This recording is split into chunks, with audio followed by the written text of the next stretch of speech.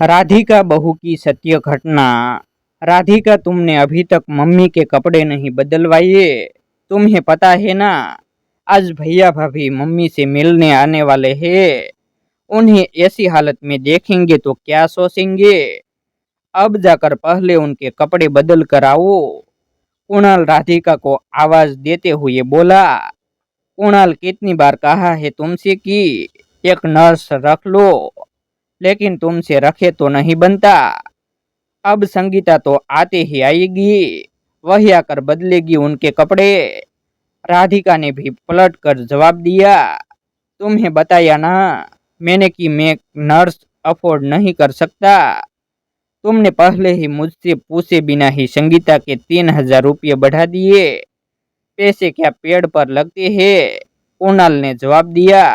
अच्छा, तुम अकेले कोई पैसा नहीं लगा रहे हो, तुम्हारे भैया भाभी भी तुमको बराबर पैसे देते हैं अपनी मम्मी के इलाज के लिए। उन पैसों को तुम अपनी जेब में संभाल के रख लेते हो। मम्मी जी का इलाज सरकारी अस्पताल में चलता है, दवाइयाँ डिस्पेंसरी से आ जाती है, फिर भी एक नर्स लगाने में तुम्हें जोर आता है। आज तो राधिका भी बराबर जवाब दे रही थी। आज ऐसे और तो खर्चे ही नहीं है। एक तो आने जाने वाले लोगों से ही दुखी हूँ मैं। अधिकतर रिश्तेदार बाहर रहने वाले लोग हैं। यहाँ आते तो कम से कम 1-2 दिन तो रुकते ही है। क्या उन लोगों के खर्चे नहीं होते? अरे तुम बहू हो, क्या तुमसे मम्मी की सेवा नहीं होती है? कम से कम तुम तो मेरी हालत समझ सकती हो। मैंने तुम्हारी मम्मी का ठेका नहीं लिया है जो उनकी सेवा करती रहूंगी। कोई मैं अकेली बहू नहीं हूँ उनकी, एक और बहू भी है। और क्यों समझूं मैं तुम्हारी हालत? क्या तुमने समझी थी मेरी हालत? कहते कहते राधिका की आंखों में आंसू आ गए। बस तुमसे तो गड़े मुर्दे उखड़वा लो। तुम्हारी मम्मी में और मेरी मम्मी में बहुत फर्क है। और थोड़ा धीरे बोलो, अंदर मम्मी को सुनाई देगा। आज अपनी सास को तरसा रही हो तो कल को तुम भी तरसोगी। याद रखो, इंसान अपने किए हुए को इसी दुनिया में भुगतता है। कुणाल ने गुस्से में कहा। फिर तो समझ लो, तुम्हारी मम्मी अपने किए को ही भुगत रही है। मेरी माँ भी इसी तरह बिस्तर पर थी लाचारी सी। बदले में तुम्हारी मम्मी ने और तुमने क्या किया था? कहती रहती राधिका के आंसू जब रुके नहीं तो वो अपने कमरे में चली गई। राधिका अपनी मम्मी की एकलौती बेटी थी। पापा का देहांत बहुत पहले हो गया था। घर वालों ने उनकी दूसरी शादी के लिए दबाव भी बनाया था, पर राधिका के चलते उन्होंने शादी के लिए हाँ नहीं की। आखिर एक स्कूल में नौकरी कर उन्होंने राधिका को पाल पोस कर बड़ा किया था। जब राधिका ने अपनी शिक्षा पूरी कर ली तो उन्होंने कुणाल से उसका विवाह करवाया था। जितनी उनकी क्षमता थी उतना उन्होंने अपनी बेटी को देकर विदा किया था। राधिका की विदाई के बाद अब वो अपने घर में बिल्कुल अकेली हो चुकी थी। उनके पास प्रॉपर्टी के नाम पर सिर्फ उनका एक 3 कमरों का मकान था। दिन में तो वो स्कूल में बच्चों को पढ़ाती थी और शाम को आस पड़ोस के बच्चों को ट्यूशन देकर अपना टाइम पास कर लेती थी, जिससे उनका अकेलापन भी काफी हद तक दूर हो जाता था। इधर राधिका भी अपने ससुराल में खुश थी। घर में सास कमला जी और पति कुणाल ही थे, जबकि जेठ जेठानी दूसरे शहर में रहते थे। एक दिन अचानक राधिका के पास उसके मायके में पड़ोस में रहने वाले शर्मा जी का फोन आया। उन्होंने बताया कि मम्मी की तबीयत ज्यादा बिगड़ गई है, उन्हें अस्पताल में एडमिट कराया गया है। यह सुनकर राधिका कुणाल के साथ फटाफट अपने मायके रवाना हुई।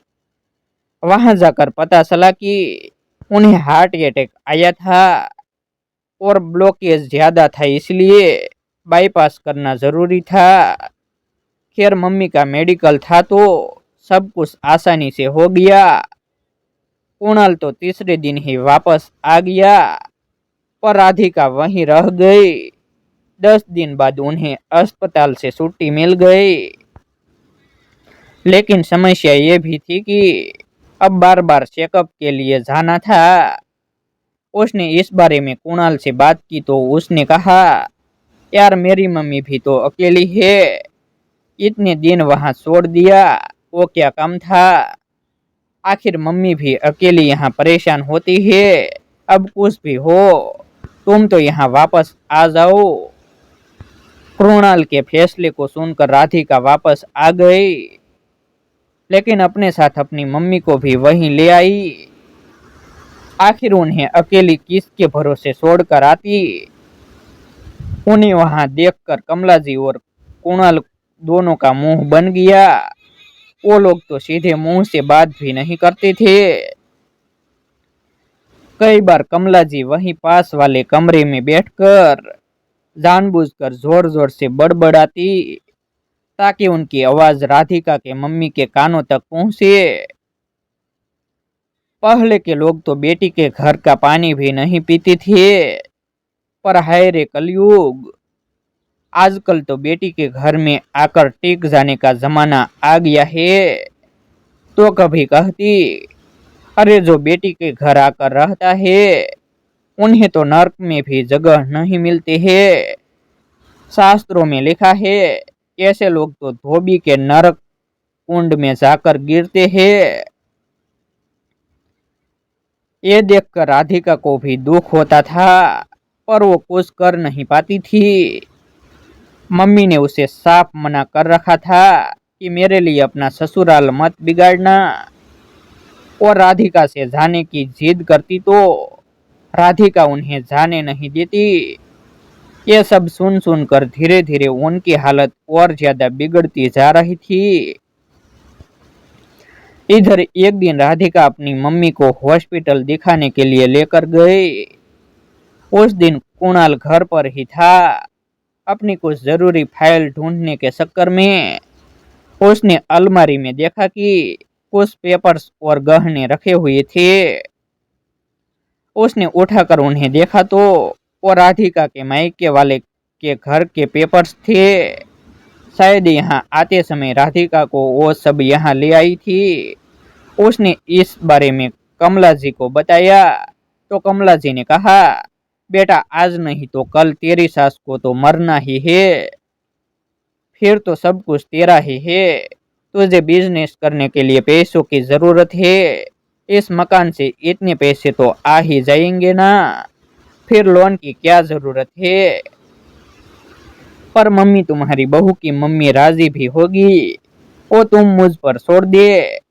बस तू जरूरी पेपर्स बनवा लिए और फिर राधिका को यहाँ से किसी काम से ले जाना, कमला जी ने कहा।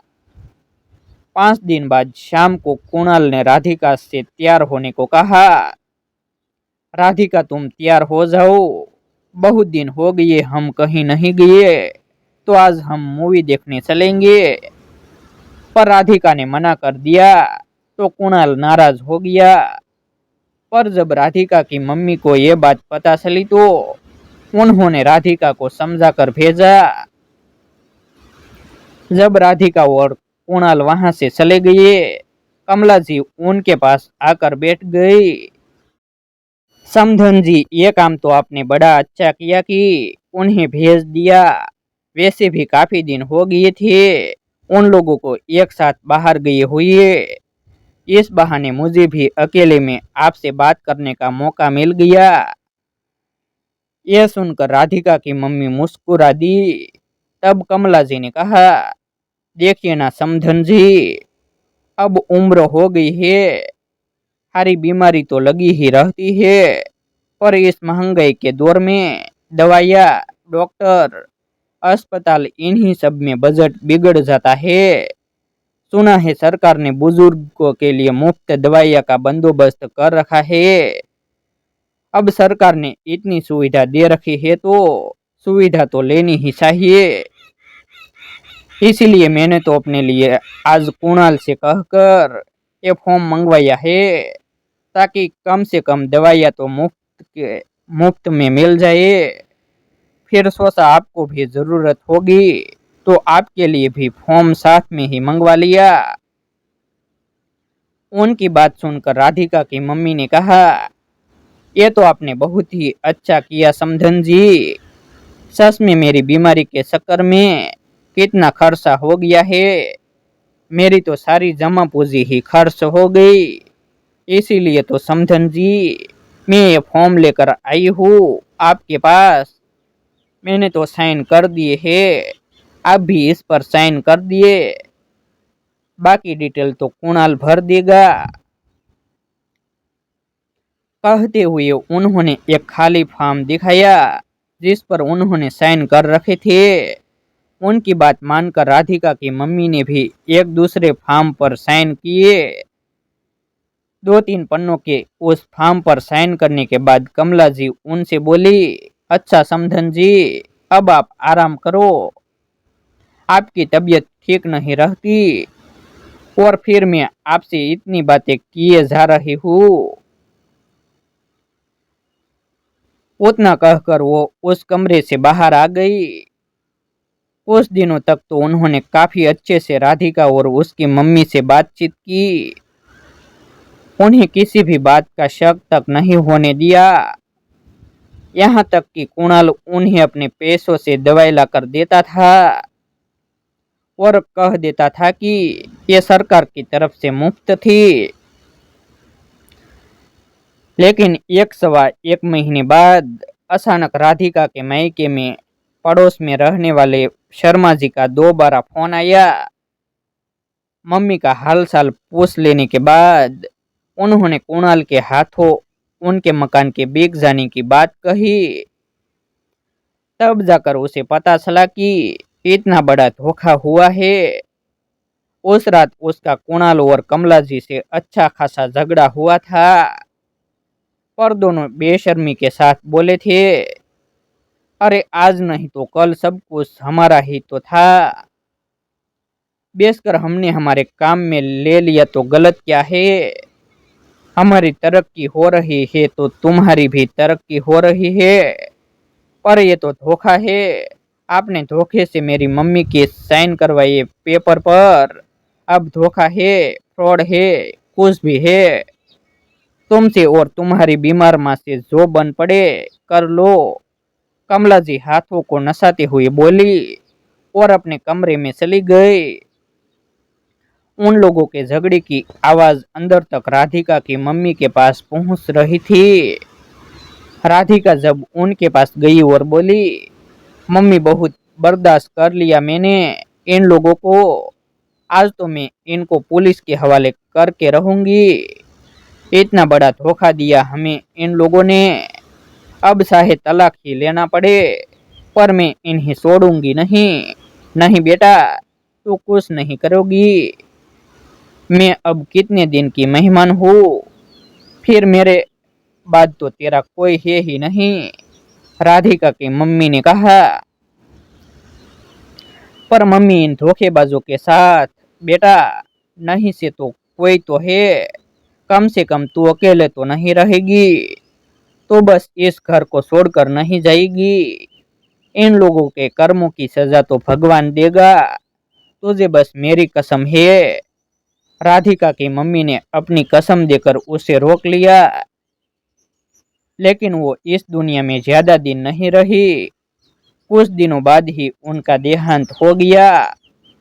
पर कमला जी और कुणाल को कोई दुख नहीं था। उनके लिए तो बस अब पीछा छूटा था। पर राधिका तब से बहुत दुखी थी। इस बात को भी 5 साल हो गए थे।